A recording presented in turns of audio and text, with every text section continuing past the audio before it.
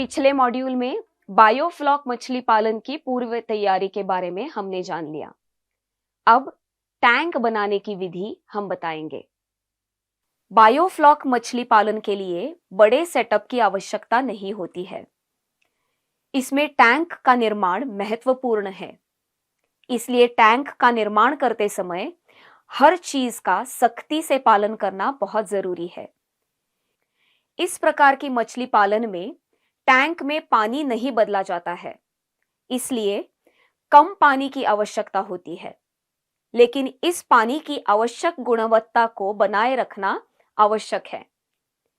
इसे ध्यान में रखते हुए टैंक का निर्माण किया जाना चाहिए, अन्यथा एक छोटा सा परिवर्तन भी टैंक में पानी की गुणवत्ता को प्रभावित करता है और इसका सीधा असर उत्पादन पर दिखाई देता है।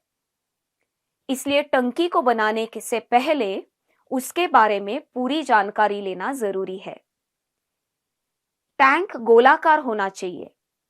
चौकोर आकार के टैंक से अतिरिक्त ढेल को हटाना कठिन रहता है, साथ ही ऑक्सीजन की मात्रा बनाए रखना भी मुश्किल होता है।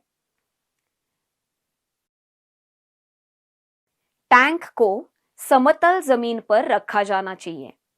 उबड़ खाबड़ जमीन बायोफ्लॉक टैंक के निर्माण के लिए बिल्कुल उचित नहीं होगी। ये ध्यान में रखते हुए सबसे पहले उपलब्ध जमीन पर कितने टैंक बनाए जा सकते हैं यह तय करना होगा। यह भी ध्यान रहे कि टंकी को खड़ा करते समय टंकी के पास जमीन में ड्रेनेज चेंबर पाइप की व्यवस्था की जाए। इसी प्रकार जलवाहक मोटर को टैंक के बगल में थोड़ी ऊंची जगह पर लगाना होगा। फिश टैंक में छत होनी चाहिए ताकि जितना हो सके सीधी धूप से बचा जा सके और बारिश के पानी को फिश टैंक या एरेटर पे गिरने से रोका जा सके। आइए अब हम 10,000 लीटर क्षमता के टैंक के मुख्य भागों और इसे स्थापित करने की प्रक्रिया को समझते हैं। सर्कुलर फिश टैंक का निर्माण सीमेंट या प्लास्टिक पेपर से किया जा सकता है। प्लास्टिक पेपर से एक गोलाकार टैंक बनाना आसान और किफायती है। प्लास्टिक के गोल टैंक HDPE या PVC प्रकार के प्लास्टिक में उपलब्ध है। टैंक की गुणवत्ता प्लास्टिक के प्रकार और उसकी मोटाई से निर्धारित होती है। HDPE टाइप 500 GSM ग्राम प्रति मीटर मोटाई का टैंक बायोफ्लॉक के लिए उपयुक्त माना जाता है। इन टैंकों की क्षमता 5,000 से 30,000 लीटर है। टैंक की ऊंचाई अधिकतर 1 मीटर होती है। अपनी जरूरत के हिसाब से एक टैंक चुनें। वायर मेश यानी तार की जाली। प्लास्टिक टैंक को सहारा देने के लिए इस वायर मेश का उपयोग किया जाता है। यह जाली तैयार रूप में 2 बाय 2 इंच से 4 बाय 4 इंच मोटी या 6 से 8 मिलीमीटर मोटाई की लोह की छड़ों का उपयोग करके बनाई जा सकती है। Protector sheet. प्लास्टिक टैंक को नुकीली चीजों से बचाने के लिए टैंक के बाहर एक भारी प्लास्टिक शीट लगाई जाती है। इस कवर को टैंक के तल पर लगाया जाना चाहिए और साथ ही कड़ी दीवार पर फैलाना चाहिए। आउटलेट और ड्रेनेज के लिए PVC पाइप। टैंक की क्षमता के अनुसार ड्रेनेज पाइप का चयन करना होता है। 10,000 क्षमता वाले टैंक के लिए सामान्यतः 2.5 से 3 इंच PVC पाइप और अन्य कनेक्टिंग सामग्री ली जानी चाहिए।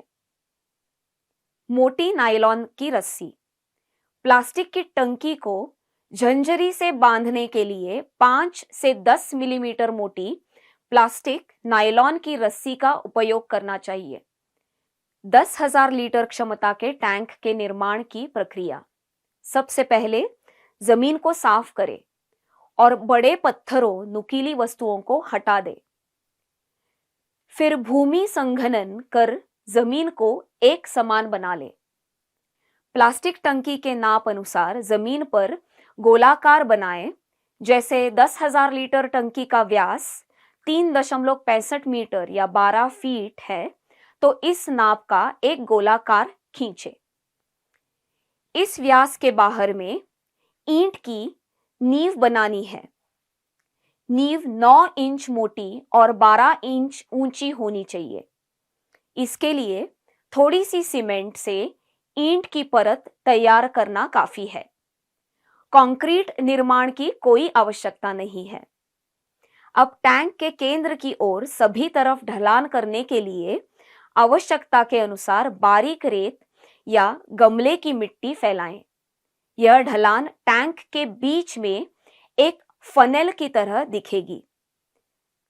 टैंक के केंद्र से जल निकासी कक्ष ड्रेनेज चेंबर तक एक ड्रेनेज पाइप स्थापित करें। 2 से 3 दिनों के बाद नींव मजबूती से स्थापित होने के बाद वायर मेश खड़ा करें। 10,000 लीटर क्षमता की एक टैंक के लिए 9.45 मीटर 31 फीट लंबे और 1 मीटर ऊंचे वायर मेश की आवश्यकता होगी। टंकी की परिधि के अनुसार जाल को खड़ा करके जाल के दोनों सिरों को तार से बांध दे। तब टैंक के नीचे और वायर मेश के ऊपर एक सुरक्षात्मक शीट फैला दे। टैंक का निर्माण कैसे करें, इसे हम आगे एक वीडियो में देखेंगे।